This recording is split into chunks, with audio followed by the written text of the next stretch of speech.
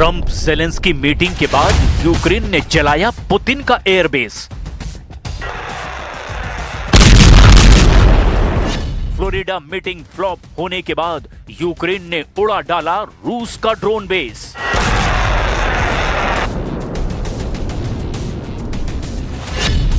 Trump ने कहा, मैं नहीं लूंगा युद्ध खत्म होने की कोई गारंटी। युद्ध खत्म नहीं हो रहा, इसकी गारंटी यूक्रेन ने दे दी है। रूस पर भयानक डबल अटैक करके ज़ेलेंस्की ने अपने खौफनाक इरादे जाहिर कर दिए हैं। ज़ेलेंस्की ने सुपर पावर और पुतिन का मैक्सिमम प्रेशर न मानने का ऐलान किया है।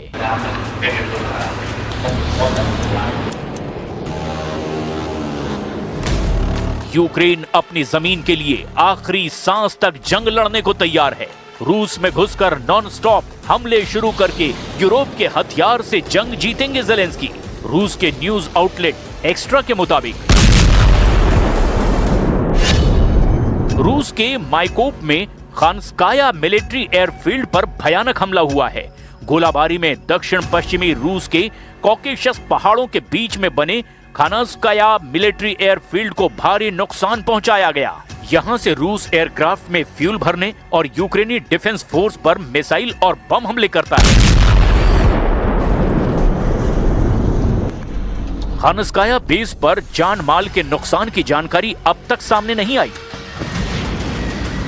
मगर 26 दिसंबर को यूक्रेन ने मारियुपोल में जो हमला किया, उसके नए अपडेट ने पुतिन का खून खौला दिया है।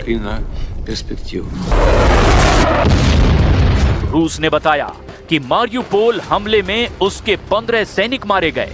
रूस की 14वीं GRU ब्रिगेड के मुख्यालय पर हुए हमले में 76 से ज्यादा सैनिकों के घायल होने की पुष्टि हुई है। मारियुपोल हमले के बाद से रूस की सेना बौखलाई हुई है। पुतिन का दिमाग ट्रंप ज़ेलेंस्की फ्लोरिडा मीटिंग से भी बहुत ज्यादा खराब हो गया है, क्योंकि जब ट्रंप ज़ेलेंस्की से पुतिन के बारे में कुछ कह रहे थे, तब ज़ेलेंस्की उन बातों को हंसी में उड़ा रहे थे। Russia wants to see Ukraine succeed. Once it sounds a little strange, but I was explaining to the president. रूस के बारूदी प्रहार से यूक्रेन को बचाने की ट्रंप की कोशिश कितनी गंभीर है, ये उसका ट्रेलर भर है। ट्रंप ज़ेलेंस्की से कमाल की बैठक के बाद जो दावे किए, उस पर ज़ेलेंस्की को भी यकीन नहीं हुआ। ट्रंप का दावा और ज़ेलेंस्की का मुस्कुराना हकीकत बयां कर रहा है। President Putin was very generous in his feeling toward Ukraine succeeding, including supplying energy, electricity and other things at very low prices. दुनिया के सबसे भयानक युद्ध को खत्म कराने का ट्रंप का प्लान एक बार फिर से फेल होता दिखाई दे रहा है। ट्रंप जितने भी दावे कर रहे हैं, खुद ही उसमें कमियां और कमजोरियां भी गिना रहे हैं। इसीलिए उनके तमाम दावे पर ज़ेलेंस्की बेमन से हाँ में हाँ मिला रहे हैं। पुतिन की मंशा का माखौल भी उड़ा रहे हैं, क्योंकि ट्रंप जो चाहते हैं, उन शर्तों पर यूक्रेन पुतिन से समझौते के लिए तैयार नहीं है। मतलब ट्रंप ज़ेलेंस्की की फ्लोरिडा मीटिंग सुपर फ्लॉप मान ली गई है।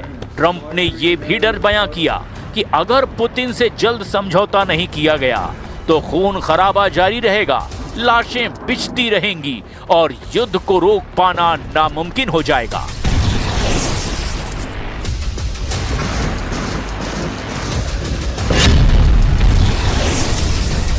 I know you sound an optimistic note here, but what happens in a few weeks if things sputter? What are you prepared to do? They keep fighting, and they keep dying. No good.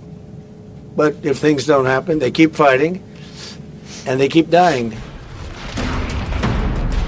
फैसला अब Putin को करना है कि वो कब तक सब्र रख पाते हैं, क्योंकि अमेरिका जिस असमंजस में है, उसका अनुमान शायद ही पुतिन लगा पाए हों।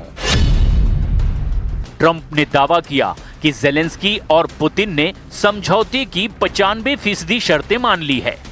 ट्रंप ने दावा किया कि ज़ेलेंस्की से मीटिंग और पुतिन से फोन पर बात करके उन्होंने युद्ध समझौते को फाइनल स्टेज पर लाने की तैयारी कर ली है।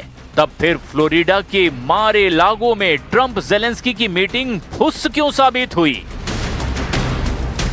ये सस्पेंस प्रेसिडेंट ट्रंप ने खुद बनाया है। उन्होंने रूस यूक्रेन समझौते के सबसे अहम कड़ी माने जा रहे डॉनबास रीजन पर गोलमोल बातें की है। ट्रंप से जब साफ साफ डॉनबास को लेकर सवाल पूछे गए, तब उन्होंने जो कुछ कहा वो किसी के गले नहीं उतर रहा। Have you agreed on the so-called free trade zone on Donbass? How to separate the sites? How to make the separation line? Who will be responsible? The word for agreed that? is too strong. I would say not agreed, but we're getting closer to an agreement on that, and that's a big issue. Certainly, that's one of the big issues. Donbas पर Putin किसी भी तरह की रियायत देने के लिए तैयार नहीं है। पुतिन को हर कीमत पर डॉनबास चाहिए, क्योंकि इसे बफर जोन बनाकर वो क्राइमिया तक सेफ रूट बनाना चाहते हैं। जैसे ही पुतिन के पास डॉनबास का कंट्रोल आता है, यूरोप के उनके दुश्मनों की हालत खराब होनी तय है। डॉनबास पर पुतिन का कब्जा होते ही बाल्टिक देश रूस के निशाने पर आ जाएंगे। इसीलिए यूक्रेन में लोग ये मान रहे हैं कि पुतिन को डॉनबास देने पर भी युद्ध खत्म होने की उम्मीद नहीं की जा सकती। Переговори потрібно і домовлятися, розмовляти потрібно, особливо з нашими партнерами. Але чи змінить одна зустріч хід війни? На жаль, ні. Ми бачимо свого ворога, ми знаємо, що його розмови не зупиняють. Зупиняє тільки сила, і цю силу на зараз надають саме наші військові. Тому ці розмови навряд чи зможуть зупинити.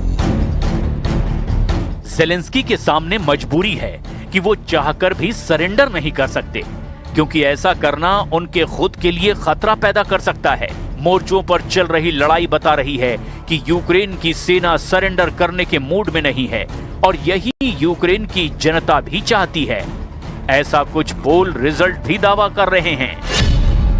यूक्रेन में किए गए एक पोल में 75% लोगों ने कहा कि डॉनबास रूस को नहीं देना चाहिए। Kyiv international institute of sociology के इस पोल में ज्यादातर लोगों ने कहा कि सुरक्षा की गारंटी पर ध्यान दिया जाना चाहिए।